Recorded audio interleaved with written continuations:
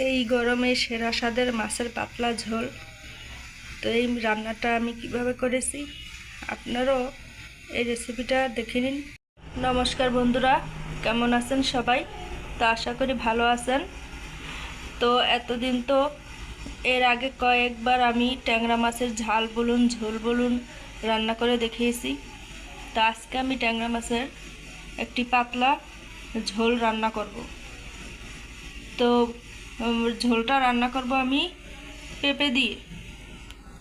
তো এখানে আমি ট্যাংরা মাছটা ধুয়ে পরিষ্কার করে নিয়েছি, আর এখানে পেঁপে লম্বা লম্বা করে কেটে নিয়েছি, আর এখানে একটা বড় সাইজের আলু কেটে নিয়েছি।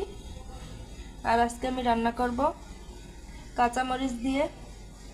তা আমার চ্যানেলে নতুন বন্ধু হয়ে থাকলে চ্যানেলটি সাবস্ক্রাইব করে আমার পাশে থাকবেন, আর ভিডিওটি স্কিপ না করে সম্পূর্ণ দেখে নেবেন এই রান্নাটা আমি কিভাবে করি। তো প্রথমে আমি মাছগুলো হলুদ লবণ দিয়ে মাখিয়ে নেব। হলুদ দিয়ে দিলাম আর লবণ দিয়ে দিলাম, এবার মেখে নেব। সর্ষে তেল দিয়ে দেব,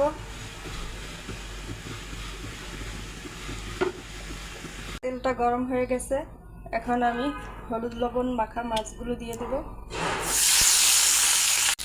এই যে দেখুন বন্ধুরা, মাছটা ভাজা হয়ে গেছে, এবার উঠিয়ে নেব।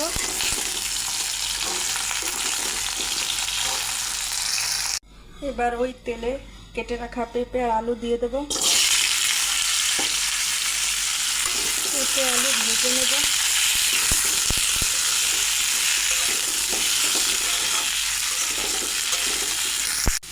এবার দিয়ে দেব হলুদ গুঁড়ো, পরিমাণ মতো লবণ, আর কেটে রাখা কাঁচামরিচ। এবার পেঁপেটাকে ভালো করে ভেজে নেব।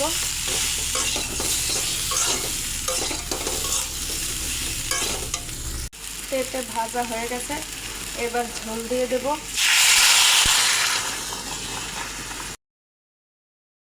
এই যে দেখুন ঝোলটা ফুটে গেছে, এখন ভেজে রাখা মাছগুলো দিয়ে দেব।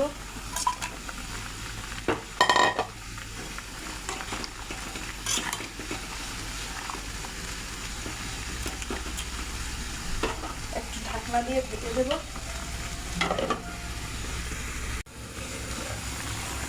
এই যে দেখুন সব কিছু সেদ্ধ হয়ে গেছে, এবার আমি ঝোলটা নামিয়ে ফোড়ন করে নেব। সর্ষের তেল দিয়ে দেব,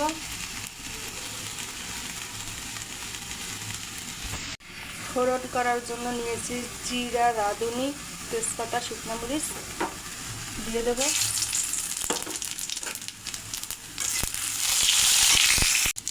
কিছুটা জিরা আমি উঠিয়ে নেব। এবার তরকারিটা আমি কড়াইতে ঢেলে দেব।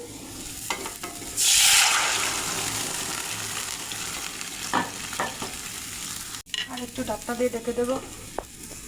এই যে মশলাটা নিয়েছি, এটা এইভাবে ভেজে দিলে রান্নাটা খেতে ভালো লাগে।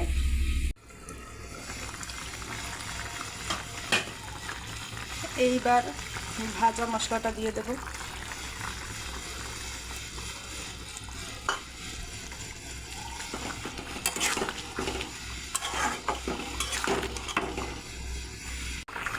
তো বন্ধুরা, আমি যেই প্রসেসে এই রান্নাটা করেছি আপনারাও এইভাবে করে খেয়ে দেখবেন, তৃপ্তি পাবেন খেয়ে।